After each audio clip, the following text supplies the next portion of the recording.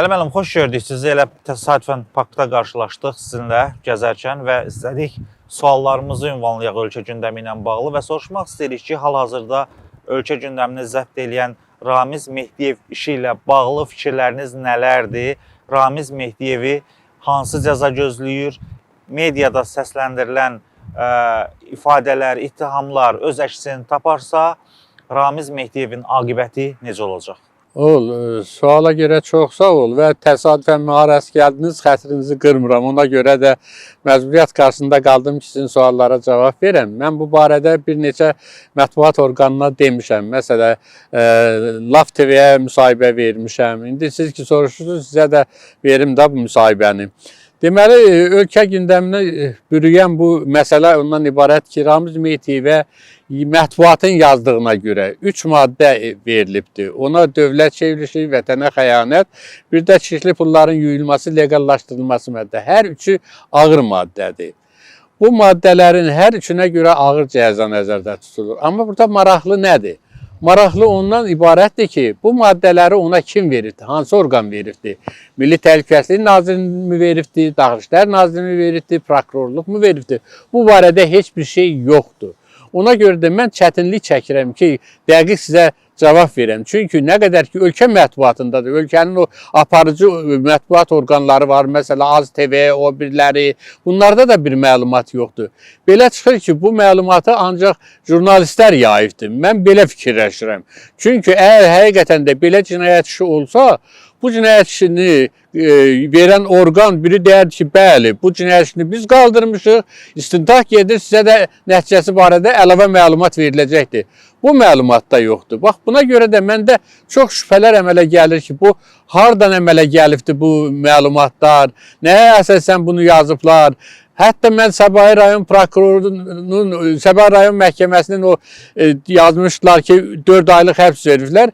Moderatordan məndən soruşanda mən dedim ki, qardaş, mən inanmıram ona görə ki, hansı orqan veribdir bu təqdimatı, məlum deyil. Bunlar da mənim o çıxımdan sonra Səbahi rayon məhkəməsinə sorğu eləyiblər. Oradan da cavab gəlmiş ki, onlara, mən onu da oxudum. Ki, bizdə belə bir hal olmuyubdur. Səbahi rayon məhkəməsi həbs qətimkan tədbiri seçməyibdir. Bizdə belə məlumat yoxdur. Ondan sonra məndə şübhələr daha da artdı. Axı, mən başqaları kimi hər şeyi boğazdan yuxarı daya bilmərəm. Mən ölkənin baş prokuroru olmuşam, hüquqşünasam. Mən hər şeyi obyektiv şəkildə deməliyəm. Mənim həyatımda yeganə əqidəm, amalım ondan ibarətdir ki, şəxsi vəziyyətimdən də, şəxsi hallarımdan da, ailə vəziyyətimdən də, hər şeydən üstün mən Azərbaycan vətəndaşlarının mənafeyinə xidmət eləməyi qərara almışam. Və bu xidməti də mən yalnız həqiqi mənada, hüquqi mənada, ədalət naminə, obyektiv mənada işıqlandırmağa çalışmışam. Bugünkü məsələni də mən obyektiv mənada işıqlandırıram. Yəni, siz indi mənə sual verdiniz ki, o Moskvaya olan məktub. Burada da mənim şübhəm var, oğul. Nəyə görə? Birinci məktub kimə ünvanlanıb, ünvanı yoxdur. Yazılır ki, Azərbaycan dövlət idarəçiliyində aparılan islahatlar barədə tədbirlər. Kimə yazılıbdır, yoxdur. Bir də məktubun aşağısında yazılıb ki, Azərbaycan Milli Elmlər Akademiyasının akademiki Ramiz Mehdiyev. İmzası da yoxdur. Yəni, bu istənilən bir maşinkada belə bir məktub yazmaq olar. Belə çıxır ki, üzr istəyirəm ifadəmə görə, bu anonim məktubu oxşuyur. Başa düşürsünüzmü? Əsası olmayan anonim bir məktubu oxşuyur. Ramiz Mehdiyevin burada imzası yoxdur. Burada hansı ünvana ünvanlanıb yoxdur. Bu məktub necə əldə olunub, onun barədə məlumat yoxdur. Tutaq ki, bunu göndərdilər Moskvaya. Əgər Moskvada əldə olunubsa, bu gedib Moskvada götürülməlidir. Götürülmə qaydası necədir? Hal şahidlərinin vasitəsilə götürülür, protokollar tərtib olunur və müəyyən olunur ki, biz belə bir məktub götürük. Bunların heç biri də yoxdur. Ona görə də mən çıxılmaz vəziyyətdə qalıram ki, sizə bir obyektiv cavab verim. Ona görə də məcburiyyət qarşısında qalıram ki, mülahizəm barədə sizə məlumat verim. Yəni, mən bu məktubu, qanunu əsas götürə bilmirəm. Buna mən anonim məktub kimi gözündə baxıram. Ona görə ki, nə ünvanı var, nə kimin yazdığı var. Siz bilirsiniz ki, elm indi elə inkişaf edir ki, Hətta istintaq gedirsə, bu məktubun hansı maşinkada çap olunmasını da aid eləmək mümkündür. Maşinkanın şifrinə görə bu məlumat hansı maşinkada, bu Ramiz Mehdiyə məxsus olan maşinkada mı, başqa maşinkada mı, kimdən, hansı maşinkada çap olunursa bunu da aid eləmək mümkündür. Bilirsiniz, Ramiz Mehdiyev mənə ölkədə ən çox pisləyən adamdır, amma mən düşmənimin də barəsində heç vaxt böyükdən şər danışmamışam. Mən həqiqəti, qanuna uyğunluğu danışıram. İndi Ramiz Mehdiyev dövlət çevrilişinə hazırlaşıb deyirlər, dövlət çevrilişi eləmək istəyib deyirlər. Yaxşı, inandım, mən də buna inandım deyək ki. Axı, mən hüquqşünas kimi əlimdə bir əsas olmalıdır. Dövlət çevrilişi elə-belə sadə iş deyil. Dövlət çevrilişi çox ağır cinayətdir.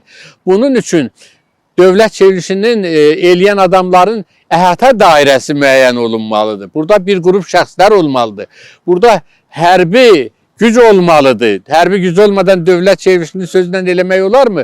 Tutaq 150 nəfər çıxıb mitinq eləyir. O mitinqdə ölkə rəhbərliyinə qarşı ittihamlar irəli sürür ki, və onun istifada olmasını tələb edirlər. Bunu dövlət çevrilişi hesab eləmək olmaz axı.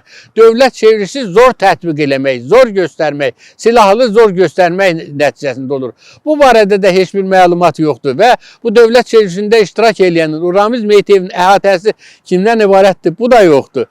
Ona görə də mən konkret bir şey deyə bilmirəm. Ramiz Mehdiyev müəlləq pislik eləsə də mən hüquqşünasam, mən kiminsə haqqına girib yalandan özümdən deyim ki, hə bu dövlət çevrilişi eləyib, bu sübutdur. Bu insafsızlıq olar axı. Mənim əlimdə, sabah Ramiz Mehdiyev mənim məhkəməyə verər ki, Əli müəllim, siz nəyə əsasən deyirsiniz, mən dövlət çevrilişi eləyirəm. Məktuba əsasən, o məktubu mən yazmamışam. O məktubda mənim imzam yoxdur. Məktubu mən kimə ünvanlamışam? Bu məktub kimdən gördüm? Mən sual verər də bu. Haqlı sualdır özü də. Ona görə də mən konkret bir şey deyə bilmirəm. Bu məktub elə bir məsələdir ki, orada yazılan məzmunda dövlət çevrilişinin əlamətləri var. Amma o məktubun özü də antidemokratik bir məktubdur. Orada Milli Şuradan söhbət gedir. Orada qanunvericilik, məhkəmə hakimiyyəti, icra hakimiyyətinin səlahiyyətlərinə nəzarət Milli Şuraya təpşirilir. Bizim konstitusiyamızda Milli Şura anlayışı yoxdur. Bu heç bir dövlət idarəçiliyi deyil. Bundan da qiymət verəndə müəyyən eləmək olar ki, əgər həqiqətən də belə hal varsa, burada dövlət çevrilişində cəhd var. Amma belə bir hal kimin tərəfindən olubdur, müəyyən deyil.